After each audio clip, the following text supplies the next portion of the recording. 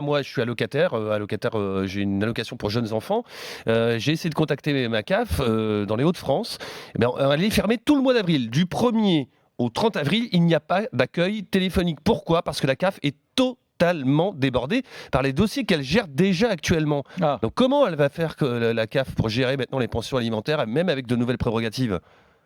Oui, vous avez tout à fait raison. Les agents de la CAF sont en première ligne, hein. On dit souvent que c'est le guichet de la République, c'est les premières lignes de la République, c'est-à-dire ce sont les fonctionnaires, les agents d'accueil, les techniciens des caisses d'allocation familiale partout en France qui sont au guichet et qui font un travail formidable et qui se déplacent. Et d'ailleurs, le président de la République l'a dit hier, ça s'accompagne d'une refonte complète de la manière dont on pense le service public en France.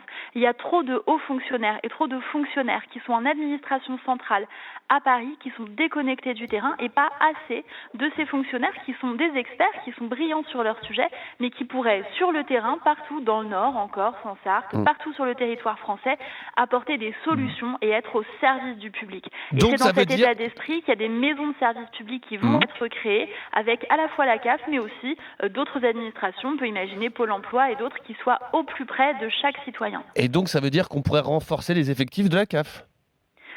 Mais pourquoi pas, tout est sur la table. L'idée, c'est, et ce sera travaillé notamment au séminaire gouvernemental autour du Premier ministre à partir de lundi, donc on se met directement au travail, et c'est une réorganisation, c'est-à-dire comment on met plus de monde sur le terrain, au guichet, au téléphone, dans les lignes, parce que la situation que vous décrivez, elle est insupportable, de se dire que pendant un mois, on n'a personne qui va nous répondre sur nos allocations alors qu'on est dans une situation parfois difficile, et Mmh. c'est absolument insupportable, et parfois, il y a trop de monde en administration centrale. Donc l'idée, c'est de déconcentrer et de faire ce que le président appelle un nouvel acte de décentralisation. Tout ne doit pas se décider à Paris, tout ne doit pas se faire à Paris. On doit avoir des gens en région, dans les départements, dans chaque équivalent de canton, dans chaque ville, dans chaque commune, qui puissent apporter des solutions directement. Donc c'est une réorganisation, si vous voulez.